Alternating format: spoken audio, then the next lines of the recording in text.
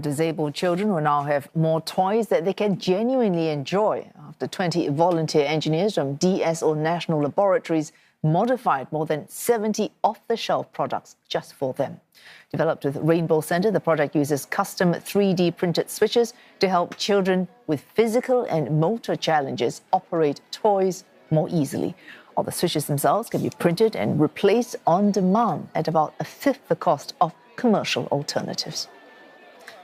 And joining us to share more about these modified toys and how DSO repurposes its engineering skills for the community is Wong Jit Chin. He's Principal Defence Research Engineer at the DSO National Laboratories.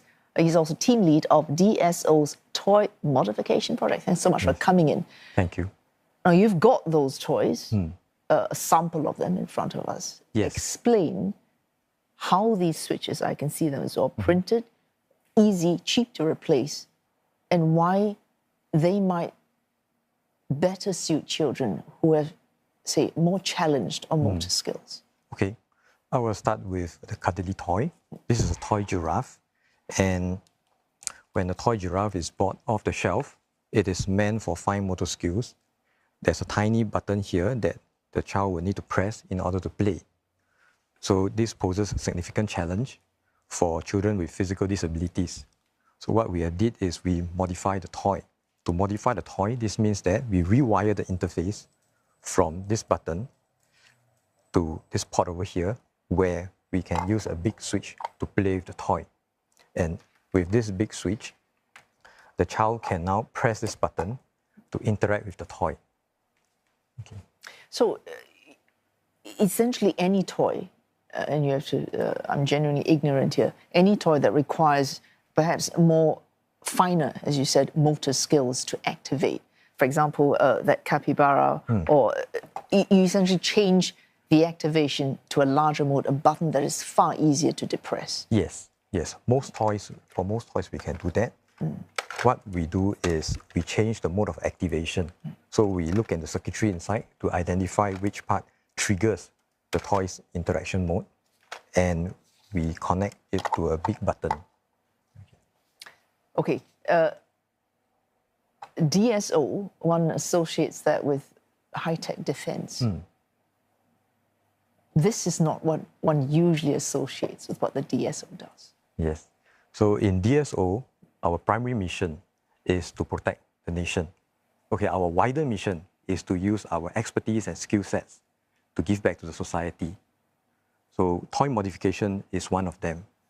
When we tap onto our centralized pool of talents to modify the toys, we are using our skill sets to build a more inclusive society. We hope that every child, regardless of their abilities, can play with the toys.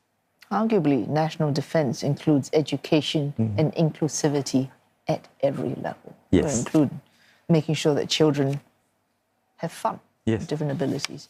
But you also work with Rainbow Centre, so it's not you don't just design randomly, arbitrarily out of the blue. They tell you where the problems lie, and you design to address those problems. Yes, this project was in collaboration with Rainbow Centre. So Rainbow Centre identified that toy modification is one of their needs. Yes. And you also design files, instructional videos for Rainbow Centre. What are these and why? Because we strive to give back to the community with the maximum impact. And for this to happen, it needs to be sustainable. So we provide the design files and the video instruction files to empower the instructors, the therapists, the educators, and the parents, so that they can what are the design files? What are how do they instruct? What do the videos include? What's the content like? So looking at this toy giraffe here, we have did modification. So we have generated a video to show how to do this, so that the educators and the parents can do it themselves. Then for the design files, because these switches are 3D printed switches that are used to play with the giraffe. And we have the design files that we will provide to Rainbow Centre so that they can print on their own to produce more switches or to modify or even to repair it. And potentially also improve on it since they have the blueprint for the design. Yes, you're right. Okay. That in mind, 70, so I just find that hard to... So very quickly, 70, if you could divide it into categories, what would those be? And given those categories, where do you see in the future, how you intend to expand on this or improve on it?